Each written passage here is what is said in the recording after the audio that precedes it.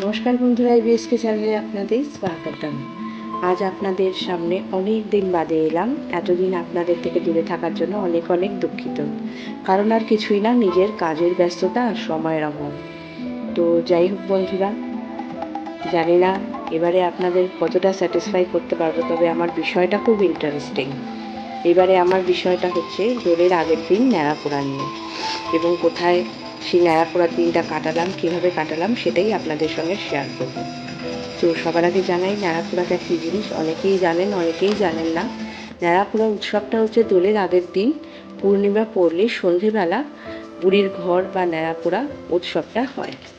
তো আমরা যে যেমনভাবে পারি আর কি, বাড়ির আশেপাশে পড়ে থাকা শুকনো পাতা পোড়া, ডালপাল্লা এসব জড়ো করে একটা বুড়ির ঘর বানাই। সেখানে একটা ছোট্ট বুড়ির পুতুল রাখি, রেখে একটু আরতি করি, প্রসাদ দিই, দিয়ে ন্যাড়াপোড়া একটা ছড়া আছে যেটা বলে বলে আবির ছড়িয়ে বুড়ির ঘরটা পোড়ানো হয়। তো অনেকের অনেক রকম নিয়ম থাকতে পারে, তো আপাতত আমাদের নিয়ম এইটুকুনি। তো যাই হোক, পূর্ণিমার আগের দিন দোল পূর্ণিমার উৎসবটা একটু স্পেশালভাবে কাটানোর জন্য আমরা গেলাম আমডাঙায়। আমডাঙার ন্যাড়াপোড়াটা অনেক বছর আগে আমরা গেছিলাম, সেখানে ন্যাড়াপোড়াটা একটু স্পেশালভাবে পালন করা হয়, সেটাই আপনাদের সামনে এবছর তুলে ধরবো বলে। তো যাই হোক, দারুণ দারুণ লাগবে আপনাদেরও।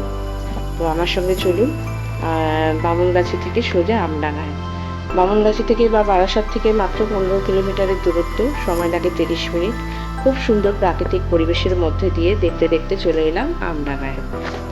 আমডাঙা মায়ের মন্দির নিয়ে এর আগে আমি ব্লগ করেছি, এবার আর মাকে নিয়ে কিছু বলার নেই। এবার যাচ্ছি মায়ের মন্দিরে ন্যাড়াপোড়া দেখতে।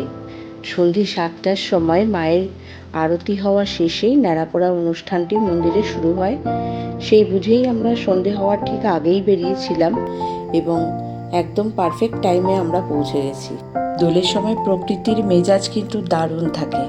কোকিলের ডাক মেশানো বসন্তের আবহাওয়া মনকে যেন আরও প্রফুল্লিত করে। মন একদম রঙিন হয়ে যাওয়ার জন্য আপ্লুত আনন্দে উন্মত্ত হয়ে থাকে। তার মধ্যে ন্যাড়াপোড়ার দিন একটা আলাদাই আনন্দ, রং কিনতে হবে, একটা উৎসব ব্যাপার আর কি। তো আমডাঙা মন্দিরের চত্বরে ঢুকছি যখন আমরা, তখন কিন্তু মন্দির প্রাঙ্গণটা একদমই ফাঁকা। পুরো একদম খোলা মাঠের মধ্যে একা বুড়ি দাঁড়িয়ে আছে সেজে গুজে উৎসবের আনন্দে। দেখুন, পুরো খোলা মাঠ, একটা লোকও সেরকম নেই। তো আমরা পৌঁছানোর পরেই মন্দির প্রাঙ্গণ ফাঁকা পাওয়াতে ভালো করে বেশ ঘুরে নিলাম। ন্যাড়াপোড়ার উদ্দেশ্যে মন্দিরের সামনেটা বেশ ভালো সুন্দর সাজানো হয়েছিল।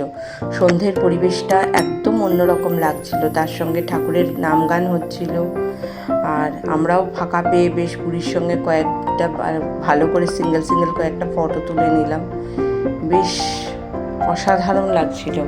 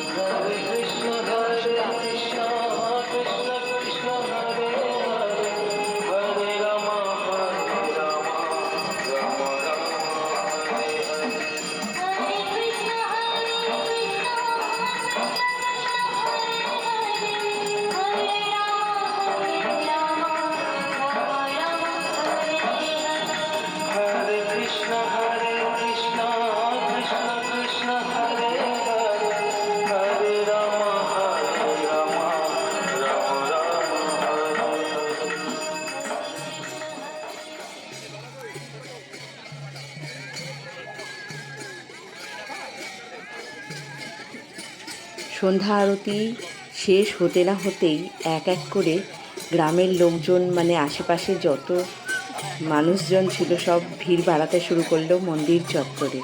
আমরা যখন এসেছিলাম দেখিয়েছি কতটা ফাঁকা ছিল, এখন দেখুন কতটা ভিড় আস্তে আস্তে বাড়ছে। মানে বুঝতেই পারছেন এখানকার ন্যাড়াপোড়াটা কতটা জনপ্রিয়। মানুষ ঠিক সময় মতো মন্দিরে এই ঠিক ন্যাড়াপোড়ার আগেই উপস্থিত হতে শুরু করে দিয়েছে এক এক করে।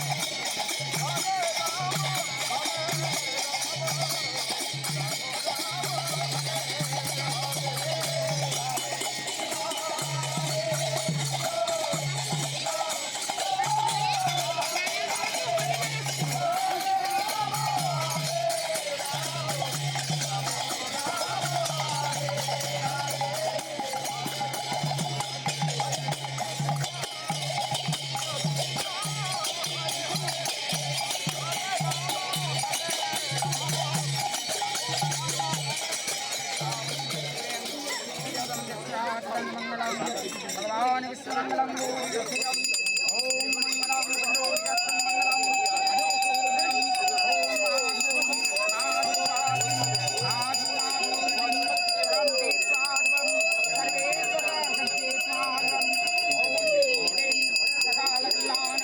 आके तो तीनटे बंडल पड़ा नहीं ओम शंखचक्रम दावानिं तारकां नीलयटितं गोविन्दं ओम भगवते शिवादिं पंचदत्तभो नमः ओम सवितादिनमभ्यो नमः नीरादिकालभो नमः वत्सादिकसं घटारिभ्यो नमः ओम गजादिसस्मादिभ्यो नमः स्मादिभ्यो नमः आदिगर्भ्यो नमः प्रतिष्ठादिं नामनिभ्यो नमः ओम शस्त्रादिभ्यो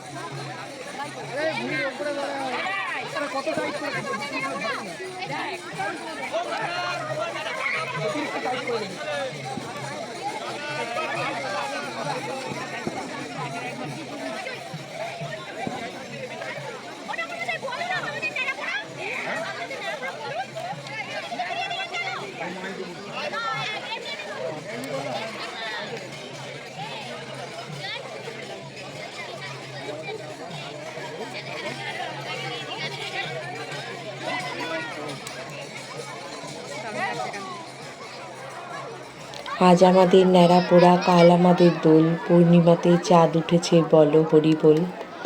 এই ছড়া শুধু ছড়া নয়, এই ছড়া আনন্দের, এই ছড়া রঙে রঙে রঙিন হওয়ার ছড়া। এই ছড়া অশুভ সময়কে জ্বালিয়ে ভালো সময়কে কাছে টেনে নেওয়ার ছড়া।